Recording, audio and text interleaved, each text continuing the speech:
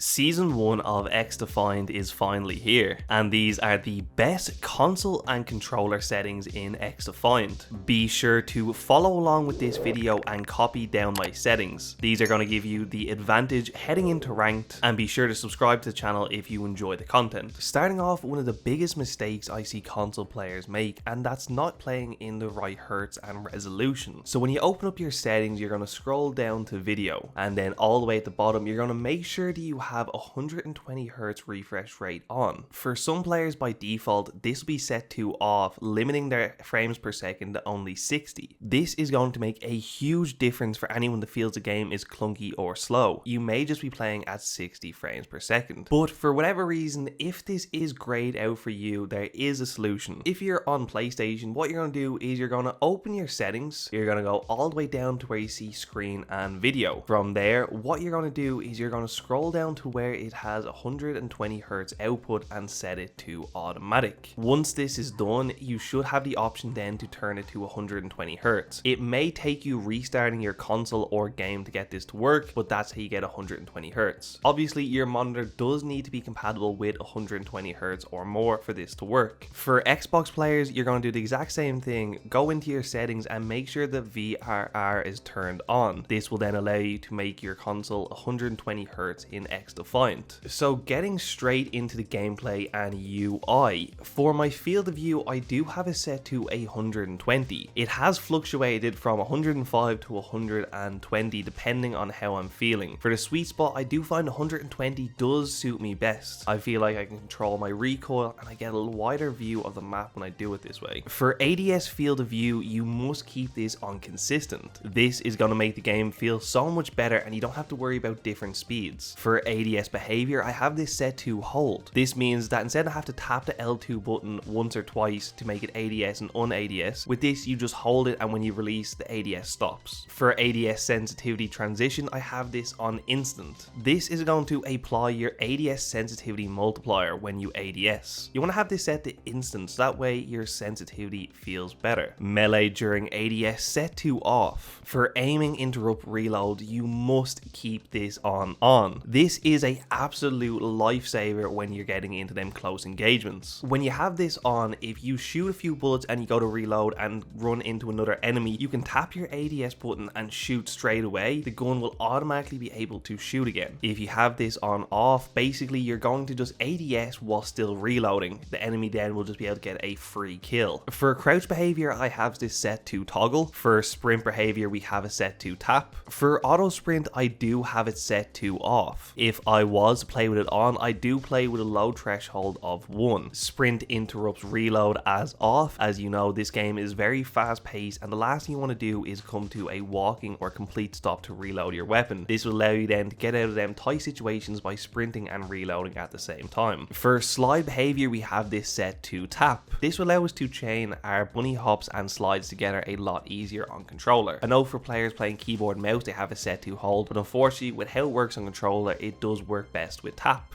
For auto reload weapon and auto switch weapon, have these both set to on. This is basically going to reload the weapon when you run out of ammo, and then for the switch weapon, it's going to swap to your secondary when the primary is out of ammo. For auto grab ledge, I have this set to off. Basically what this means is you won't accidentally be mantled onto ledges when you don't want to. If you now want to mantle on a ledge, you must jump twice onto it instead of just jumping onto it and automatically mantling. For scoreboard behavior, I have this set to hold. For your adjusting your HUD limits, these are what I use. You want to make sure that it is tight in your screen. You don't want to have it all the way spread to the edge because then stuff like your minimap is going to be out of your way. You want to keep it tight to your screen but not too close to the point where it's too cluttered. You want to have it so it's just within your eye line. Next up is a big one, and that is your minimap rotation. Set this to off. If you keep this on, your map won't rotate, and when you're moving you'll be confused which direction you're looking. With this set to off, all you have to do is follow the the direction in which the map is pointing if you see an enemy on it. For team compensation overlay, set this to on. This is going to allow you to keep an eye on the health of your teammates. As well as this, you're going to be able to keep an eye on it if your teammate has their ultimate. If you have this set to off, you will have less clutter on your screen. But for competitive, you want to know how close your teammates are to their ultimate and how much health they have if you're pushing a team. We are going to skip over controller settings for the moment. We'll do that last because I do want to explain something to do with the aim assist. Next up in language and accessibility, we're just going to go down to the colorblind mode. By default, this is going to be set to none, meaning that your teammates will be outlined blue and the enemies in orangey red. I prefer to set it on this, as the enemies will have a yellow outline, which does make it easier to spot them when playing. On top of that, there is also a setting if you're playing in a dark room. This will basically mean if you're flashbanged, usually your screen goes all white, but if you have it set to dark, it means your screen will go black when you're flashbanged. This can help, especially when you're playing in a super dark room and you don't want to be blinded by the TV. Next up is for matchmaking. So obviously you're watching this, you must be a console player or at least a controller player. So if you're playing either solo or duo and you and your teammate are both on the same platform, I recommend turning crossplay off. This will mean if you're playing on PS5, you'll only come up against other PS5 players. This gives it a level playing ground instead of playing against PC players and keyboard and mouse players. With this set to off though, you can get higher latency games. So if you already have a bad connection, maybe just leave it on to try find the best ping game. But if you have a great connection, probably under a 50 ping, I recommend turning it off as it may help you find better lobbies. For my audio, I'll throw them up on screen right here. The only thing I changed is the music down to 10. This basically just allows me then to still hear the music in the background, but I can hear footsteps perfectly. And lastly is onto the controller. So this is where a lot of the settings matter. Starting off with your button layout. For myself, I am playing with a scuff. So bear in mind, I do have 4 paddles on the back of my controller. So for my layout, I do play it on default. But if you're playing on a standard PlayStation controller or Xbox controller, you don't have any trigger stops or any paddles on the back, I do actually recommend swapping your triggers and your throw device. That will basically mean that L1 will be your aim and R1 will be your fire. The main reason why I recommend to do this is that you have less pressure to put down on the controller to hit the button. Basically what that means, if you use your back triggers, you have to press them all the way down for it to recognize that you're aiming or shooting. If you change it to your bumpers, it means you've less distance to press down on it before the controller recognizes the input. As well as that, if you would prefer to have your melee on your crouch button and your crouch on your melee button, what you can do is you can just toggle across one to the left for brawler. This will swap it around and make circle your melee button and R3 your crouch. For myself, because I have paddles, this doesn't affect me, but when I used to play on a standard controller, this is the layout I used. Next is onto the aim assist. Now this is a extremely important part of it. For myself, obviously aim assist is set to standard. You don't want to be playing with it on disabled. As much as people complain about aim assist and saying that they don't need it,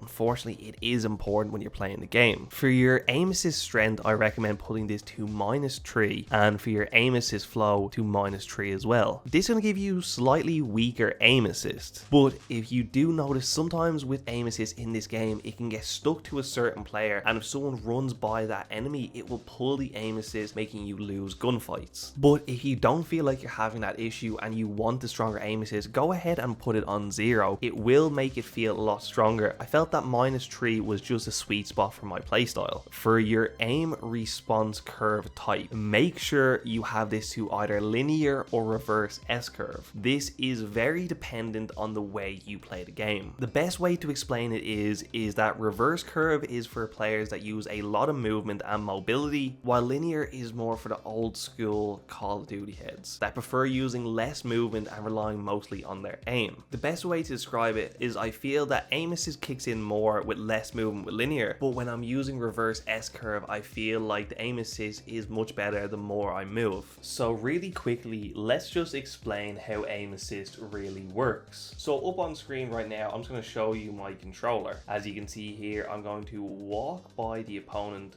and you can see the aim is slowly moving onto him and locking and keeping it in. As you see, I'm not touching my aim at all. just the left analog stick, and you can see just as it creeps across and keeps your aim on him. If you were to aim at him and move slower, or to the point where you're not moving at all, there is no aim assist pull. But if you move your left analog stick even just the smallest bit, you can see the pull that's bringing it back towards him. If you do it too slowly, it's like not being picked up. If you do it just at the right pace, see there, just as I'm doing it, it's pulling it back across to him. Obviously, depending on the distance, like up close, you can see it's a lot stronger, especially with the more movement I use. So for myself, I am using reverse S-curve, but you can just see there, when I walk by it, just how my aim is being tracked onto it. So basically, as you see here, it's just being pulled across. Like obviously I can aim while I'm doing it, but if you just walk across and you just see how it pulls towards the enemy, this is going to be what's winning you most of your gunfights.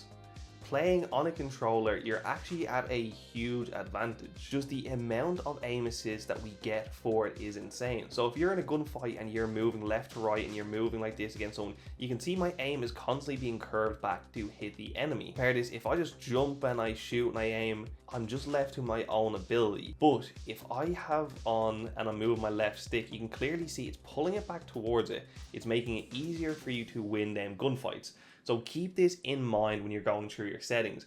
Aim assist only works when you're moving your left stick. It's called rotational aim assist for a reason. It doesn't work unless you're using your left analog stick. So getting into your sensitivity, this is going to be personal preference, and the best way to find this is to start by lowering everything down. For me, I used to play this game on a 30 and I've slowly increased it the more I've played and the more confident I've felt in my aim. So I'm running a 45-45 with my controller aim look sensitivity set to 0.65. As well as that, I have my controller aim scope set to 0.45. This only affects guns at an 8x scope or more, so that's why I have it set a bit lower. When you're ADSing in with snipers in this game, sometimes it feels like you're aiming a bit too quick when I'm trying to snap onto players. For my playstyle, I don't do a lot of quick scoping, so with it I prefer just have a slower ADS and make sure I'm hitting my headshots. For dead zones, you can try this out on your own controller. I just prefer playing on a 10-10. For myself, I use two different controllers, and one of my controllers has a lot worse stick drift than the other. So instead of constantly changing between it every time I plug in a new controller, I prefer to leave mine at 10-10. But a great way to test this is to going into the practice arena and lowering it all the way down and seeing how your game reacts. Whether your character starts aiming a certain direction or moving a certain direction, then you start to bump up your dead zone until you get to a point where it's not moving or looking in any direction. What that means then is you found your dead zones, and from there you can then toggle around and mess with the sensitivities. With the acceleration speed multiplier, I've actually lowered mine from a 2 to a 0.85. The main reason for this is that I was missing a lot of shots at longer distances and I really wanted to improve my aim, so I thought the best way to do this was to be lowering this. I do see a lot of players saying they like to play between a 0 and a 1.5, but I do notice the lower I go with this, the better it feels. It does make your aim feel a lot slower in the beginning, so that's why I bumped up my horizontal and vertical sensitivity and lowered my acceleration speed multiplier. And lastly, for controller vibration, I recommend having this on off. This will give you less fatigue over time, and what I mean by that is when you have your vibration on, over time your hands feel sore and achy. At least mine do. So I had the rumbler removed from my controller and I also have it set to off anyway. A key point to take away from this as well is that aim assist is very strong in XDefiant, and the best way to learn and use this correctly is by using your left stick. A lot of players don't understand that the main fundamentals of aim assist is that you need to be using your left stick while aiming. If you are just head glitching and not moving your left stick, the aim assist is virtually not there. The stronger aim assist is when you're moving around. It obviously does depend on your aim assist type that you used.